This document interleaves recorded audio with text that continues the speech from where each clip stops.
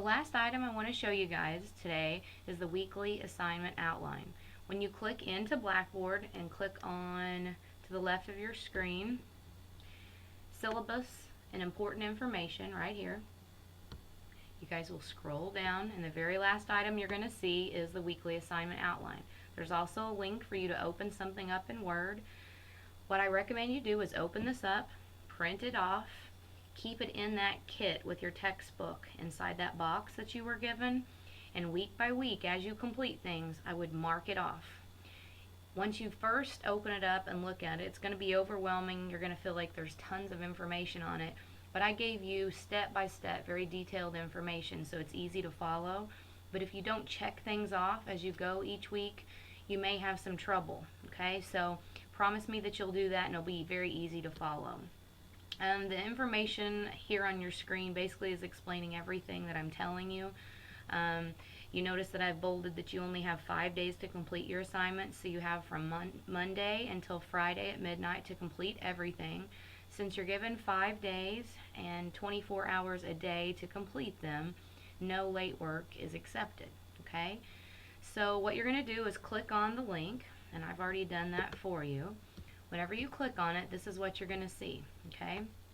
And it says that it's an online assignment outline. Tells you have 5 days again to complete your assignments.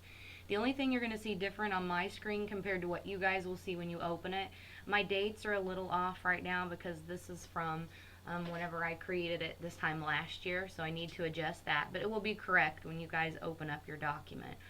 But what I want you to notice is week by week, you have 4 bullets underneath each week, and they all start with the same wording: Lessons tab, Skill Building tab, Map Plus, and Timed Writings. These were the 4 tabs that I explained to you guys in the GDP software that we're going to use each week. And I showed you the Lessons tab.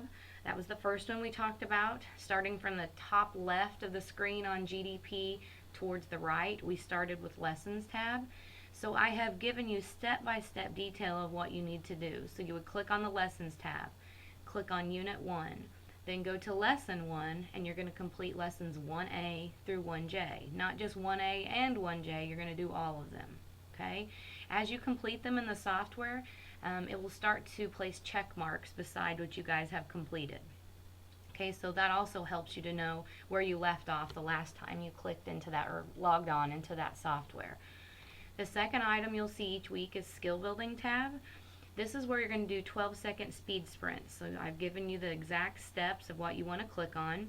The first week you're going to do 11H and 20F. And I've also included here that you're going to repeat these for a few weeks, so don't feel like it's a misprint. Speed sprints are really good keyboarding drills.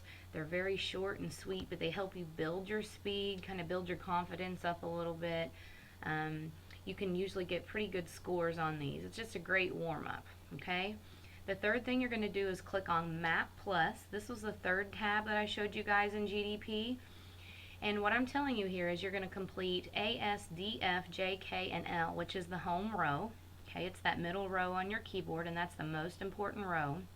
And then it says you're going to complete the semicolon as well.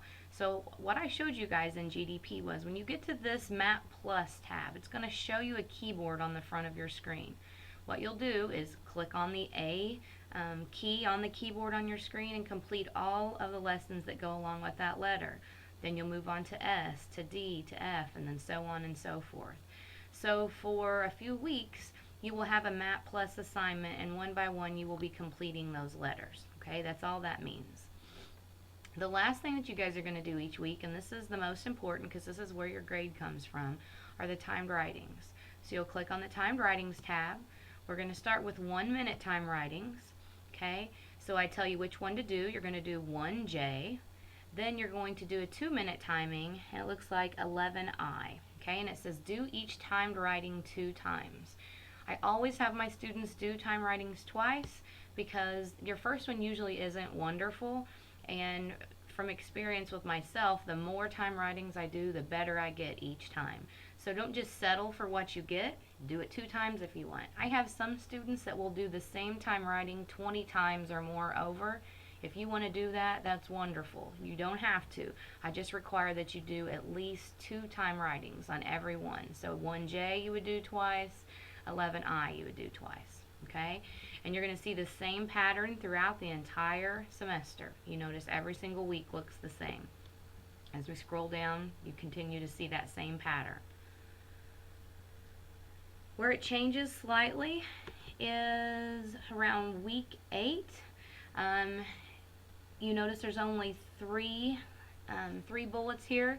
Whenever we get down to week 9, you're only doing the lessons tab and the timed writings. We're no longer doing the Map Plus, and we're no longer doing those speed sprints. We're moving straight into just completing lessons each week and timed writings. I would also recommend that you guys go in the order that these bullets are listed. You want to get your practice lessons out of the way before you do timed writings. Timed writings are where your grade comes from, so I would get as much warm up and practice in before I move on to timed writings. And then at the last, or at the bottom of the page here, you'll notice we start doing supplementary timed writings, okay? So where it says timed writings here, then other tab, and supplementary. I don't know if you recall, but in the GDP recording that I made for you guys, I reminded you that whenever you get to this point, you're going to click on that other tab, and kind of hidden within there, it says supplementary timed writings. These are very important because these change to 5-minute timed writings. On 1 and 2 minute timings, you may be getting pretty good scores, but whenever we move something up to a 5-minute timed writing, you'll see that your score is going to change a little bit. The longer you do something, the more tired you become, the more kind of bored you become with something. So you're going to see that your scores are going to be a little bit lower. What I recommend is you treat a 5-minute timing like you would a race. If I have to run a 2-mile race, I'm not going to jump out the gate as fast as I can, running as fast as I can. You need to pace yourself. Start out slowly, and as you get about 3/4 the way completed, then you're going to pick up the pace and give it all you have until the very end. Okay, so you will have a timer on your screen. Just keep an eye on that timer. At the beginning, I want you to start slow, really be focusing on key by key as you key the text that's on your screen. Watch for errors, and then at the end really pick up the speed a little bit. Okay, so this is very, very self-explanatory. I tried to make it easy to understand, easy to follow. And what I will also be doing, like I had mentioned in one of my other recordings, I'm going to be posting announcements that will help you each week or every other week kind of explain things as I notice things are changing, maybe on this assignment outline. Any questions that you guys may have, I try to address those. So keep an eye on Blackboard, and if I make you aware of anything, that probably means something's going to be changing on this assignment outline, okay? But if you follow this step by step, week by week, mark off as you complete things, double check that in the software, check marks are being placed by what you guys are completing, you're in good shape. Remember to also go to the My GDP, and that shows you an overall portfolio of the work that you guys have completed in the GDP software. So at any time you can go in there. If I just worked on week 2 during a specific range, I showed you guys there was a filter button. You can filter out just those specific dates, and you can just see what you did that week to make sure that you completed everything that was required. And again, if you ever have any questions, you know to contact me, and I'd be more than happy to help you. Just keep in mind that this class is very important. The speed and the accuracy that you develop in this course, it's going to continue to build as you take more and more OFTC courses. You will take more keyboarding courses, more document formatting courses where you're going to be typing all the time. So this class is very, very important. You want to learn. Don't just complete the work to complete it. Complete the work, learn the keys, keep as much accuracy as you can, and you'll do great the rest of this semester.